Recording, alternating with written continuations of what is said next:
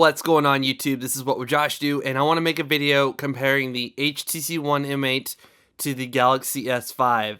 Now please, this is the Google Play Edition HTC One M8, which means that it's running pure stock Android. This is not the Sense carrier version that you're going to get when you walk into an AT&T, T-Mobile, Sprint, or Verizon store. This is the one you're actually going to get from Google Play. So it's running pure stock Android, and this is running TouchWiz, which is Samsung's own little, UI on top of Android. I just want people to understand that before they go thinking that, like, why does your HTC One look different than mine or something like that. So let's get started. These two devices have almost exactly the same hardware. They both have the Snapdragon 801. This is a little bit underclocked, like 2.3, and this is 2.5. But with root access, you could easily overclock that kernel or, clock it back to the 2.5 speeds, which wouldn't even be overclocking. It's just that this is underclocked, which means you're going to get a little bit better battery life. And really, 2.3 gigahertz versus 2.5 gigahertz is nothing. And any video you watch out there where someone talks about the S5 that has had the HTC One or compares the two together will tell you that even the Sense version is a lot snappier and quicker, and there's a lot less lag on opening things than there is with this one. Now, don't get me wrong. Do not get me wrong. Both of these devices have something the other one doesn't have, or like there's one thing I really like about this, which would make me consider getting this, but I still really love this. I will try to explain that in this video without boring you to death. Okay, so this is a Google Play Edition. We can go ahead and just double tap on the screen to wake it up, and then I can put in my lock code. Or without hitting the power button, we can also slide up, and it opens the phone up right there. So that's a pretty cool little feature. With both of these devices, if you say, "Okay, Google," both of them pop up and you can do search results and stuff. This is running the Google Now launcher. This isn't, but it does have some integration as far as the OK Google stuff. This phone does not have physical buttons. What that means is down here you'll see recent apps, and you can just press on that, and when you open stuff up, you can just simply slide them out of the way to close them. And on this device, you actually press this button and you flick through the stuff like this to close them all out. I really like on-screen buttons. To me, they're more elegant than having physical buttons on your phone. I really like on-screen buttons. And if there's a menu, then it's nicely placed, like right here or something on the app that you're using. But at the same time, when you don't have the on-screen buttons, you get a little bit more screen real estate. As you can see, the tweet is a little bit cut off right there, and right here it's showing up just fine. I'm trying to put the brightness on both of these phones at their medium range so it doesn't look too bad. But, so I mean, I like on-screen buttons a lot, but when you don't have them, it does give you that little bit of extra screen space because it's not using part of the screen for on-screen buttons. Now on some apps, those buttons go away. A lot of games are doing it these days. They're using the entire screen instead of having part of the screen taken up by the on-screen keyboard. So like, we'll go to my video right here, and we'll try to play it.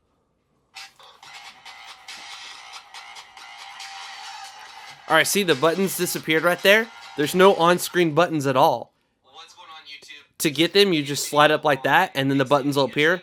Or you can slide down from here to get to your notifications. Samsung, the Nvidia Shield recently got KitKat in it. We're gonna try to cover everything, but keep in mind I tend to jump around a bit, so I apologize. That is yeah, whatever. Okay, so let's get back to that screen. A lot of games these days, like Cut the Rope 2, Riptide, a lot of games are using the entire screen. You're not going to see a notification bar, you're not going to see a nav bar, and just like on that YouTube video, you'll just swipe up or down from the notifications, and then those buttons will appear. So, on most apps though, like I showed you with Plume, I mean, it's not like you're getting a huge amount of space taken away from you. As you can see, you can slightly see that tweet right there. It's a little bit cut off because of the on-screen buttons, but it's not cut off right there. So, I mean, I don't know. I like on-screen buttons, like I said. Plus, once you have root, you can download an app called Softkeys, and you can change these to look like Transformers. You can change them to anything you want them to, and it looks really nice. Getting used to hitting this to get to your recent apps, you will get used to that, trust me, and then you can just clear stuff out like that. I'm not going to really talk about that because that was in my review. There are benefits to either having on-screen buttons versus not having them, and vice versa.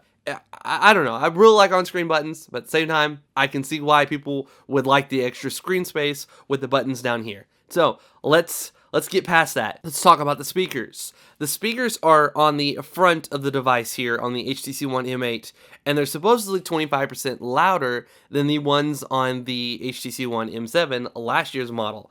The speaker is a itty bitty little thing back here on the bottom. Now, that's not to say that the speaker sucks, because it's actually pretty decent, but absolutely nothing beats holding a phone like this and watching a video or music or even like a movie, and then a car drives from here to there and you hear it transition between the stereo speakers. This one's louder, it fades away, then this one gets louder if it's driving that way, or vice versa the other way. The speakers on this thing sound absolutely amazing. I watch YouTube videos. I watch a ton of YouTube videos. So I really, really enjoy those front-facing speakers. Nvidia Shield recently got Kit Kat, and it affected that as well. Out of luck as far as this method that I'm using. Alright, I'm going to switch a setting on my microphone. I hope this works, but if it does, it'll let me capture the audio coming from these phones as well as my own voice. Alright, I'm trying something new here, so hopefully this doesn't sound too bad. I'm going to go ahead and hit play. Right here. Just as a sample, this is my backup SD card. My main one is a lot bigger and a lot faster. So we're going to go ahead and put it in. Now we're going to go back to the same exact video on here. Again, I'm using a new feature. Well, it's been on the microphone for a while. I'm using a Zoom H2n to record audio, but I'm using surround sound kind of sort of, where it's capturing what's coming from the phone as well instead of just my voice. So we'll go to this video.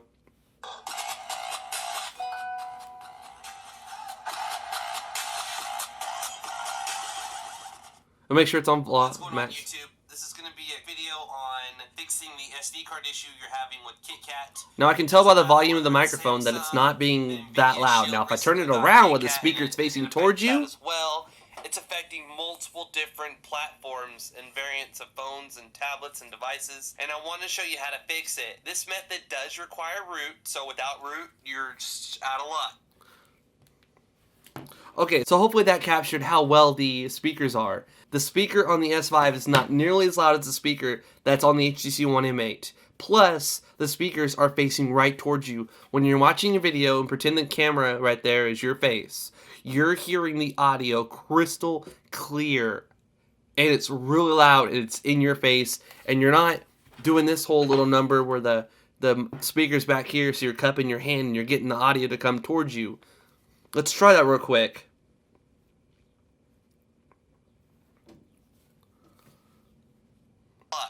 As far as this method that I'm using right here. Just as a sample, this is my backup SD card. My main one is a lot There's a bigger big and difference in lot faster. audio there. So we're going to go ahead and put it inside our Galaxy Note 3 and... Alright, so we're done comparing the speakers, and I have the microphone back on the old settings in case it sounded bad before or something. I don't know. I don't know how it's going to sound. I'll have to find out when I go to edit the video. So, speakers, hands down, the HTC One is much better, but if you do get the S5, you really don't have to worry about it because the speaker is decent, it's not quiet, and it's not terrible, but it's not stereo, and it's not facing right at you, and that's something I really, really enjoy. Let's talk about build quality. The two build qualities. This is a plastic phone. Now, I'm not hating on plastic phones simply because of the fact that you have a lighter phone. When it's hot, this phone gets extremely hot to touch. When it's cold, this phone gets extremely cold because it's 90% made out of metal. Build quality wise, this phone wins hands down. It is a beautiful device, just like last year's M7 version. This is plastic. It's very light, which isn't a bad thing. Plus, with the signal, now this is on T-Mobile and this is on AT&T, so I cannot compare those in that way because they're two different carriers. But this is a lighter phone because it's made of plastic. And I mean, it looks nice. I really don't have any complaints there. Again, I don't really have anything negative or bad to say about the phone except for Knox and the locked bootloader, which we'll get to later on in the video. And those are for more advanced people like me that like to root their device and install custom ROMs and be able to back up user apps and data and stuff like that. So that's for the more advanced people. Other than that, I don't have anything negative to say about either phone. So as far as the whole build quality, this one feels really solid and sturdy. This one is more plastic than anything, but at the same time, I can't really say that's a bad thing because you get that removable battery. So you can have multiple different batteries, and I've showed this in several videos, so I'm basically repeating myself, but I had multiple batteries for my Note 2, my S3, my S4, my Note 3, and when my battery dies, it takes me all but 5 seconds to pull this dead battery off, take the fresh charged battery off the charger that's on the wall, put that battery in here, and then take the dead battery that was in my phone, put that on the charger, and have a constant supply of battery. So that's one really, really nice thing about having a plastic phone with a removable back plate, removable battery. Both phones feature micro SD cards. The HTC one specifically states that it supports a 128 gig micro SD card. Multiple people are telling me that the S5 supports it as well. I have not seen that printed anywhere that it does support that, but considering it came out the same exact time as the HTC One M8, or a little bit after actually, I don't see a reason why this phone would not do that. That would be like, oh, this only supports 64 gigs, but this supports 128. That doesn't sound right. I'm pretty sure this supports 128 gigs, plus multiple people are saying it does. I don't have 128 gig to confirm, but on here, the SD card's on the back here. I don't have one inserted at the moment, but it's right above the SIM card tray. You just slide it in real easy. And on the HTC One M8, it's a whole different story. This is the SIM card. This is the micro SD card. You take a tiny little pin that comes with the HTC One M8 or any other phone as a SIM card. You pop it out, it's a little tray, you put your SIM card in there, you put it back in your phone. So it's a very big inconvenience taking that in and out of your phone. So that'll probably only happen when, like if I get 128 gig and I'm no longer wanting to use my 64 gig. So, yeah. On this one, it would take just a few seconds to pop it out, put it in your hand, put it in your USB 3.0 card reader, transfer a ROM to it or something, or transfer a huge video that you recorded from the 4K camera on here to your computer. When it's done transferring, it's that way you don't have to wait for Dropbox to upload it or anything. You put the SD card back in your phone, you put the plate over it, and you're done. You're on your way. So, again, I'm being completely fair. I've had equal time with both of these phones, and I really enjoy using the S5. But at the end of the day, I much prefer the build quality and the Google Play Edition stock Android look compared to Samsung's TouchWiz UI that they have on top of Android, slowing it down. For instance, if you hold down this button and you go to your recent apps here, I can hit end all and then OK, but look at that. I'm still getting 1.17 used of 1.81. That's about 700 megabytes of available RAM right now because of TouchWiz. On here, you have all 2 gigabytes. Barely anything, maybe 400 or 500 megabytes or less, is being used by Android itself. And if you install a ROM, because this has an unlocked bootloader, like CyanogenMod, for example, you have even less. You have just a couple hundred megabytes of RAM being used up by the system. But on here, you have almost 1.2 gigs being used up at all times, leaving you left with about 700. So once you start opening apps, you're going to have to remember to close out the apps that you're done with because it's just TouchWiz soaking up all the RAM and not giving you very much left over.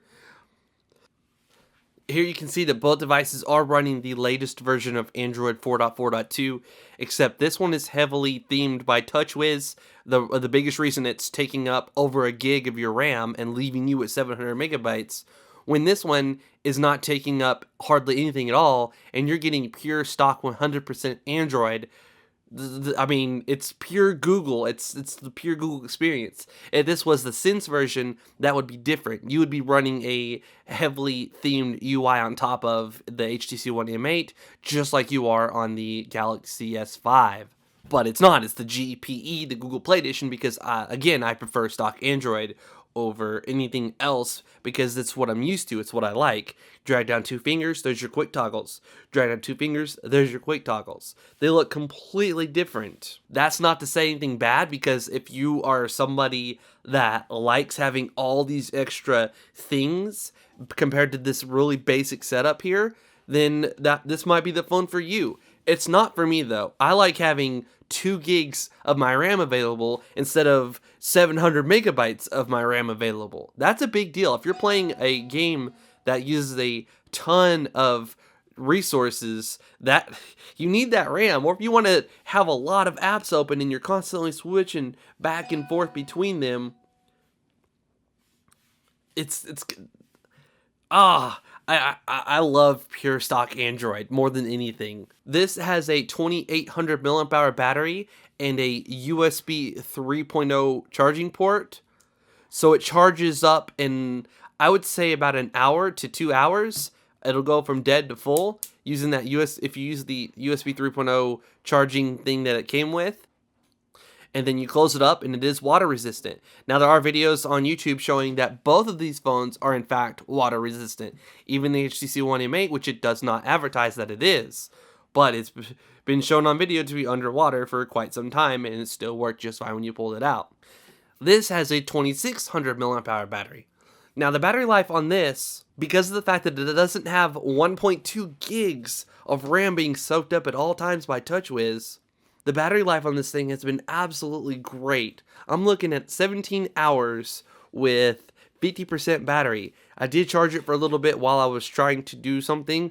I wasn't trying to charge it, I was just trying to hook it to the computer, run some ADB commands, etc.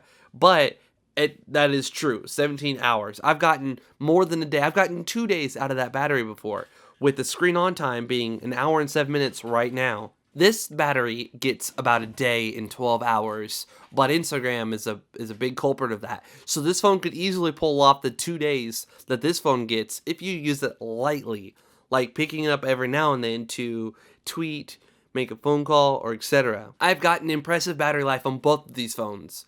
This one is going to get you better battery life, again, because of the whole TouchWiz versus having a pure stock Android experience on here with nothing running at all in the background except for apps that you have personally installed yourself.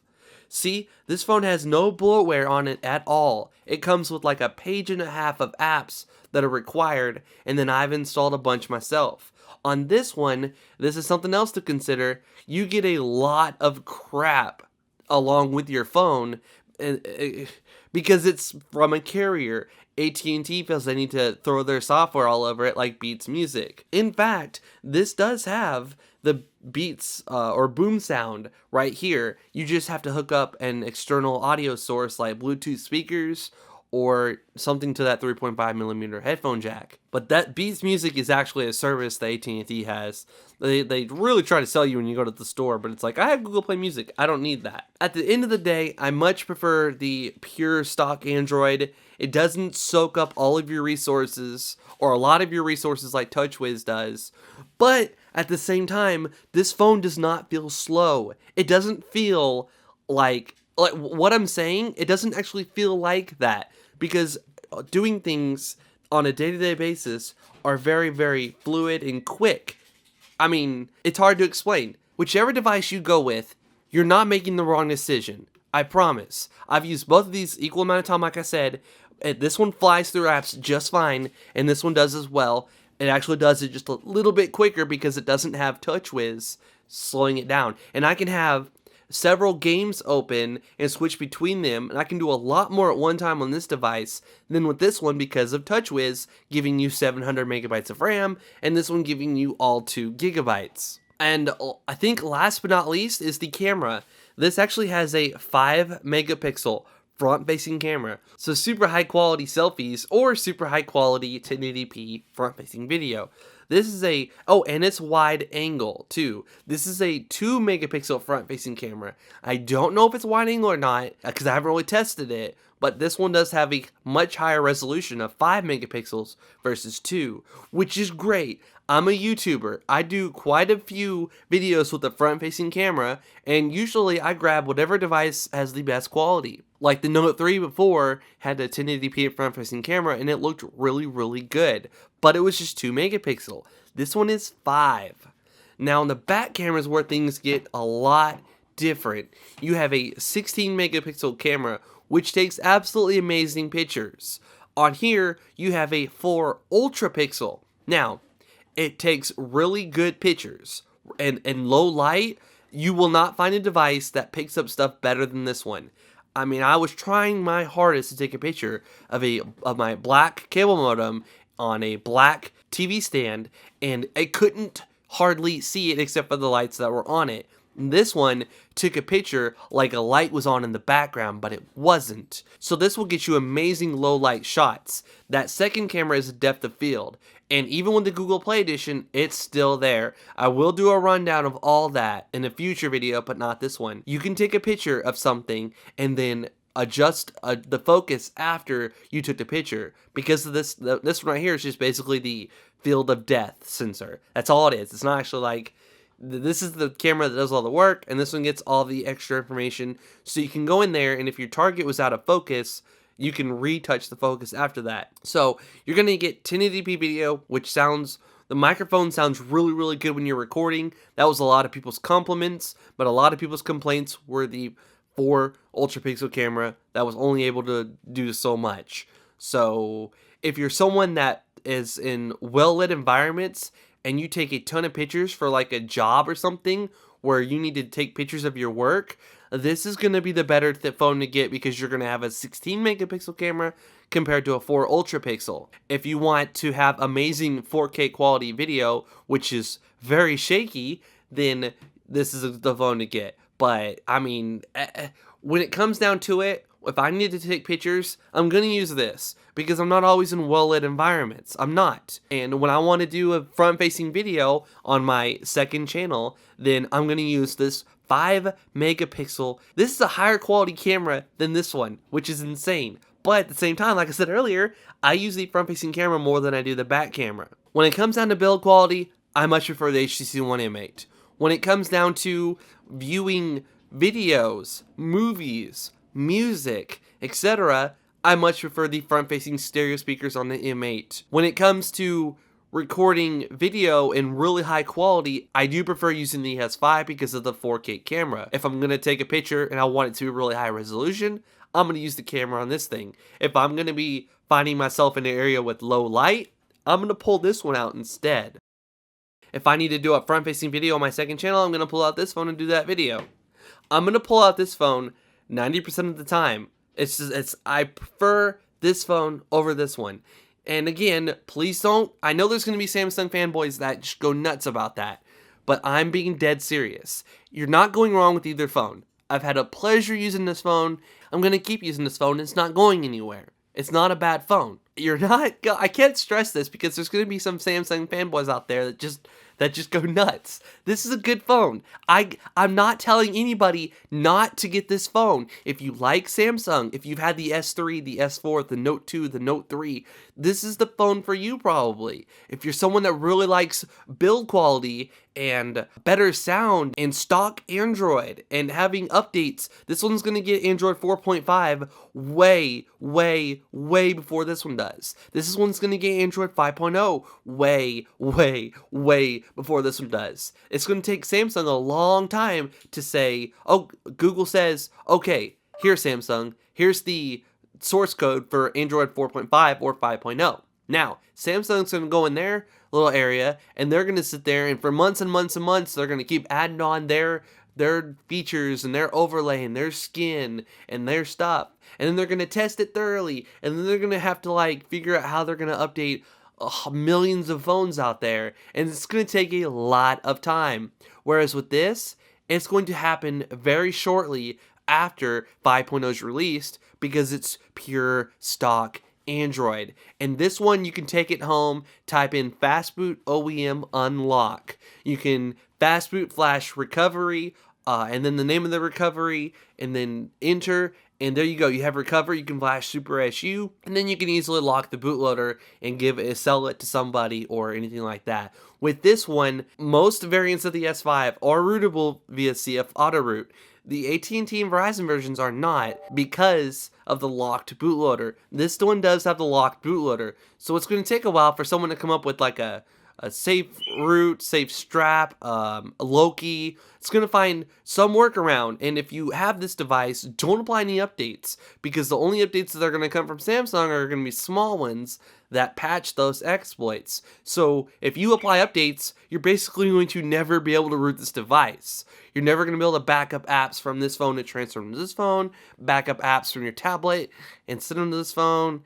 I mean, you're not going to be able to use wireless tether for root users. You're not going to be able to do a lot of things that require root. So if you're someone that's an advanced user that wants to root your device the day you get it home, get the HTC.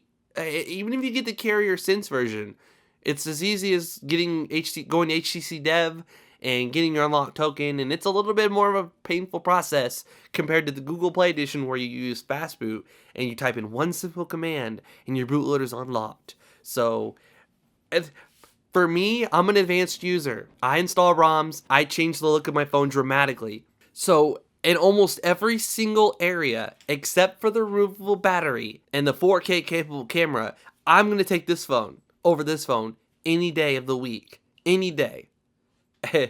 I'm not bashing on either phone. Both phones have their faults. This camera puts this one to shame in well-lit situations. This battery, I can put a fully charged battery in there and not have to sit tethered to a wall plug for an hour to 2 hours while my battery charges. I have a fresh, full battery ready to go, and I can even slap an external battery on there. There's going to be videos on external batteries and stuff like that on this phone. I'm going to do them. So you got to judge for yourself which device you're going to feel more comfortable with. A device you can easily unlock, throw ROMs on, root, and play around with, and has incredible build quality, amazing front-facing speakers, super, super good low-light videos and pictures, or a device that's locked down. It's up to you to decide. For me, personally, and a lot of people I know, they're going to take the HTC One M8 over the S5 any day of the week. That being said, I don't want to repeat myself again, but I'm going to. Both phones have their ups and downs. One phone has something the other one doesn't.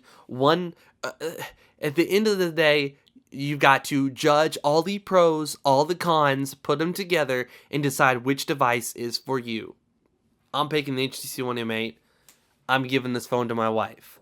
But I do enjoy using it. I enjoy this phone. It's not a bad phone. And if they ever get Loki, or if they ever figure out how to get past the bootloader or unlock the bootloader and install CyanogenMod 11 on it, then it would be a much harder decision choosing between this phone or this phone, because both phones would be running stock Android 4.4.2, and the removable battery, it would be a much harder decision. If you enjoyed the video, please do me a huge favor by giving it a thumbs up, by clicking the like button below. I would greatly appreciate it. If you have any feedback, leave them in the comments below. If you prefer one device over the other, let me know in the comments. I mean, they're there to open discuss. I'm not saying anything hateful about either device. I truly have had a great experience with both of them. I can't say absolutely do not get the HTC One M8 or absolutely do not get the S5. I cannot say that, because there's going to be different people that have different needs, that are never going to root their device, that need the great camera on this phone and being able to swap out a battery and have a fully charged battery in just a few seconds, compared to having to plug this one in and waiting a couple hours for it to charge. I mean, I'm done talking. Again, if you enjoyed the video, please give it a thumbs up. If you're new to my channel, please subscribe. Please follow me on Twitter and Instagram. This is What Would Josh Do, and I'm out.